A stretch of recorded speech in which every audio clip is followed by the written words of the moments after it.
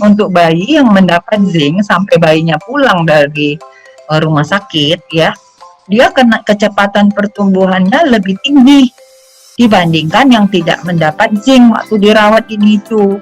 Nah, jadi pada saat dia usia cukup bulan, kita usahakan persentilnya itu sudah mencapai persentil paling tidak minimum sudah mencapai persentil pada saat dia lahir.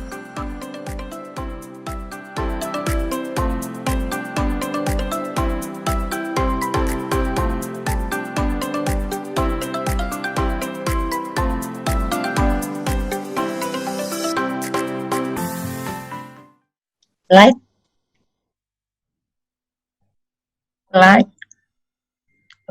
Ini adalah penyimpanan ya ASI. Biasanya kalau bayinya itu dirawat di neonatal ICU, kita selalu, apalagi bayinya sekecil ya, belum bisa ngisap, belum bisa menelan, maka kita akan minta ke ibunya untuk memompa ASI-nya ya. Jadi kalau dia ASI fresh, biasanya bisa bertahan di udara ruangan 4 jam ya. Di refrigerator itu 4 hari dan di freezer bisa sampai 6-12 bulan. Tapi kalau misalnya bayinya udah ASI-nya sudah dibekukan, kemudian dicairkan, dia hanya bertahan 1-2 jam di udara ruangan dan di refrigerator 1 hari, kemudian di freezer tidak pernah ya di frozen kembali. Nah, bayi yang sudah diminum ya hanya bisa bertahan 2 jam kemudian ya setelah bayi selesai minum. Nah, pada bayi prematur ya, saya selalu sebisa mungkin nih di ruang NICU itu kalau bisa ASI-nya yang benar-benar fresh untuk diberikan kepada bayi prematurnya. Itu kenapa? Karena bayi prematur itu kalau dia ASI-nya itu kadang-kadang udah lebih bagus ya antibodinya gitu untuk si bayinya dibandingkan kalau dia dimasukin ke dalam kulkas baru nanti kemudian diberikan seperti itu. Hanya saja karena kalau ibu tidak bisa selalu memberikan fresh, kita tetap memakai ASI yang disimpan, ASI perah dari ibunya yang disimpan di refrigerator ya. Nah, seperti itu. Jadi kalau misalnya ibunya setiap 3 jam bisa memberi ASI pompa yang fresh, itu jauh lebih bagus buat bayinya. Slide.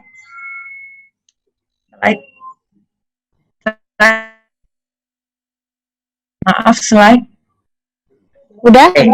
Tuh, udah. Ya.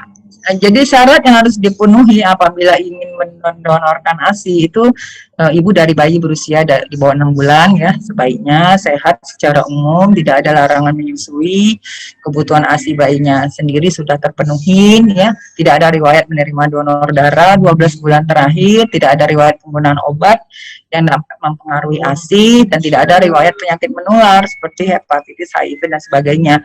Nah, jadi semuanya harus dites ya, baik nggak segampang itu sebenarnya mendonorkan ASI. Jadi ibu yang mendonor juga harus dites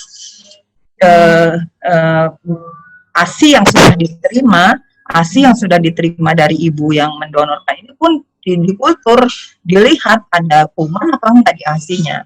Gitu. Kalau ada kuman kan kita nggak boleh berikan ke bayi yang akan menerima ASI donor tersebut. Jadi sangat tight ya, sangat memang ketat gitu pemberian ASI donor ini. Slide. Nah, ini mengenai human milk fortifier. Kita tidak usah sanksikan lagi ya. Biasanya HMF ini di Indonesia sudah sangat sering kita berikan untuk bayi prematur ya, di mana ini meningkatkan kebutuhan si bayi prematur untuk tumbuh. Jadi yang pertama, tetap air susu ibu merupakan pilihan utama nutrisi untuk bayi ya, namun pada bayi prematur ya, mikronutrien atau protein mineral dari ASI saja tidak dapat memenuhi kebutuhan pertumbuhan bayi prematur. terutama bayi yang di bawah 1.500 gram ya. Jadi fortifikasi penambahan ASI dengan HMF Human Milk Fortifier itu diberikan untuk membantu nutrisi bayi prematur ya, dan mempercepat pertumbuhan dan mineralisasi tulang bayi prematur. Jadi pertumbuhannya itu lebih cepat ya kalau diberikan HMF. Right?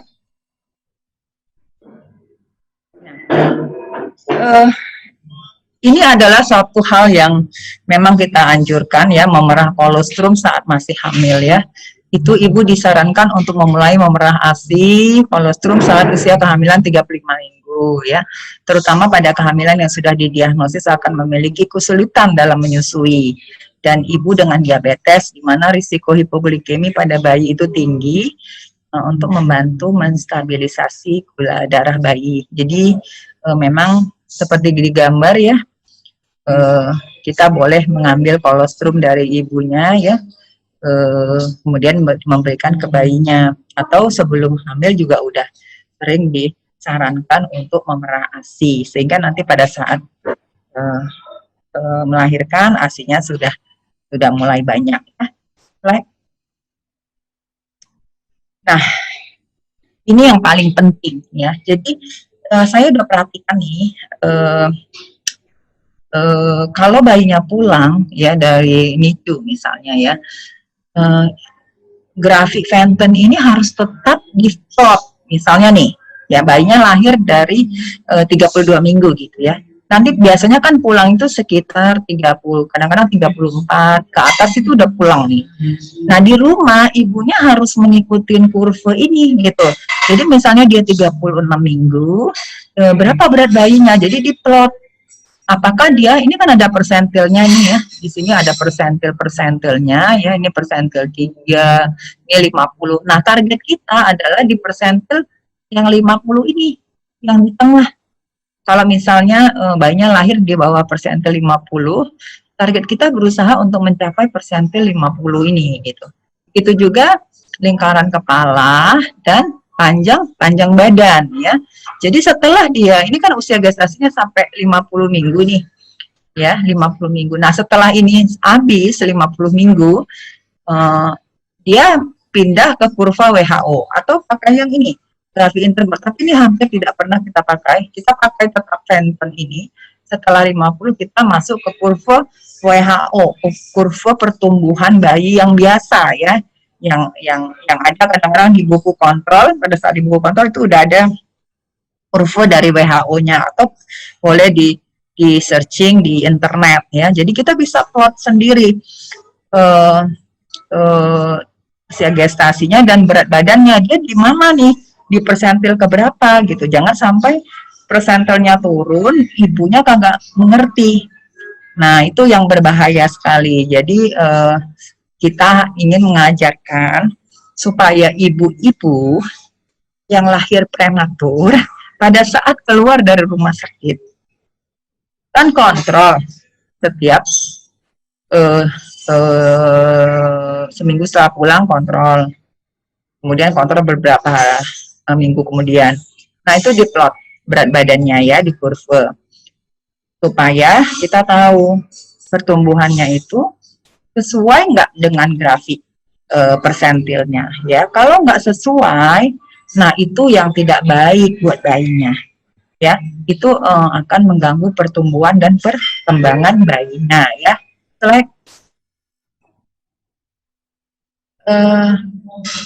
Nah ini adalah penelitian zinc ya pada bayi prematur. Ini saya lakukan di rumah sakit ya, karena kita berikan sebagian bayi yang di neonatal ICU itu pemberian zinc ya, zinc sebanyak 10 mg per hari untuk bayi-bayi yang prematur. Tapi sebagian bayi prematurnya tidak kita beri nih zinc ini gitu. Ternyata untuk bayi yang mendapat zinc sampai bayinya pulang dari rumah sakit ya, dia kena kecepatan pertumbuhannya lebih tinggi dibandingkan yang tidak mendapat zinc waktu dirawat ini itu. ya panjang badannya juga lebih panjang yang mendapat zinc dibandingkan yang tidak mendapat zinc ya. Jadi kesimpulannya bayi prematur yang diberikan 10 mg zinc setiap hari, dia memiliki kecepatan pertumbuhan dan penambahan berat badan yang lebih tinggi. Ya, hanya selama penelitiannya tidak ada ditemukan efek yang signifikan. Cuman ini memang masih perlu penelitian lebih lanjut ya. Karena ini sampelnya sebenarnya besar, sehingga kita masih memerlukan data-data sampel yang lebih banyak lagi ya untuk bisa menerapkan pemberian zinc ini ya. Sama aja gitu dengan pemberian vitamin D pada bayi yang baru lahir juga. Hampir 75% ya bayi-bayi itu sebenarnya kekurangan vitamin D gitu. Jadi kalau ingin kita berikan, kita boleh memberikan kadar zinc-nya atau memeriksa kadar vitamin D-nya. Kemudian memang kalau rendah, kita boleh berikan ya zinc dan vitamin D-nya. Slide. Nah, ini suplementasi zat besi pada bayi prematur. Kita semua udah tahu, semua bayi prematur begitu di bawah 2,5 kilo, begitu pulang dari rumah sakit, pasti kita berikan suplementasi zat besi ya, biasanya sebanyak 2-4 mg per kilogram berat badan per hari. Biasanya kita berikan sampai usia, dari mulai usia 1 bulan sampai usia 6 bulan baru kita cek. Boleh kita cek setelah 6 bulan. Kalau kadar zat besinya udah bagus, kita boleh stop. Ya, tapi kalau rekomendasi dari IDAI, malah kita boleh beri sampai 12 bulan, nggak sampai 6 bulan gitu. Kalau memang 6 bulan mau dicek, kita boleh cek, kemudian kita lanjut menjadi usia 12 bulan. Slide. Nah, ini nanti ibu-ibu boleh ada memantau pertumbuhan bayi prematur dengan aplikasi Pradini. Cuman aplikasi ini baru nanti ada bulan 1 ya, baru launching, udah ada saat ini. Jadi nanti bisa di download ya di App Store atau di Play Store. Nanti di situ akan ketemu kurva Fenton ya. Jadi misalnya nih ya, saya kembali ke slide sebelumnya, sebelumnya lagi.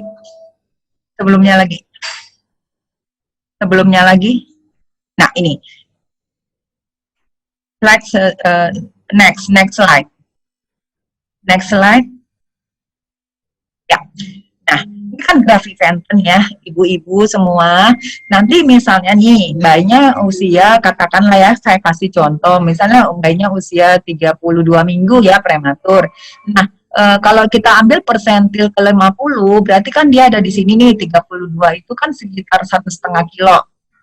1,6 ya, sekitar 1,6 dia persentil ke 5. Seandainya nih bayinya lahir di sini nih, usianya 1 kilo di bawah sini ya. Nah, kita berusaha sebagai dokter ya, yang merawat bayinya, berusaha menaikkan kan pada saat awal berat badan bayi itu turun tuh 10-15% biasanya turun. Jadi dari misalnya dia berada di persentil yang 10 ini, tiba-tiba dia 1 minggu kemudian berat badannya bisa turun ke bawah. Ya, turun ke bawah ya. Nah, pada saat dia turun ke bawah, kita berusaha lagi menaikkan dia untuk mencapai persentil pada saat dia lahir. Misalnya dia persentilnya lahir di persentil 10, ya kita berusaha untuk menaikkan sampai persentil gimana dia lahir. Paling tidak persentil itu naik mencapai persentil pada saat dia lahir pada usia 40 minggu. Nah, jadi pada saat dia usia cukup bulan, 40 minggu, kita usahakan persentilnya itu sudah mencapai persentil paling tidak, minimum sudah mencapai persentil pada saat dia lahir berat badannya gitu ya. Jadi setelah itu baru kita berusaha nih menaikkan berat badannya itu mencapai persentil ke 50. Ya, 50 ini ideal ya buat bayinya. Jadi kalau dia udah bisa mencapai persentil ke 50, kita udah udah agak sedikit lega ya, berat badannya sudah mulai membaik ya, dibandingkan tadi waktu lahir dia rendah banget ya, persentilnya masih persentil 10 yang harusnya dia kalau bisa persentil 50, tapi di dalam kandungan dianya itu pertumbuhannya tidak bagus ya. Nah, begitu lahir, udah lahir berat badannya aja udah kurang. Nah, begitu 1 sampai 2 minggu pertama turun lagi beratnya ya, turun lagi. Nah, itu kita berusaha menaikkannya. Pada usia cukup bulan 40 minggu, kemudian kita naikkan lagi sampai persentil 50. Nah, itu target kita. Makanya nanti mohon ibu-ibu di-download itu Pradininya ya. Bulan 1 katanya sudah bisa digunakan.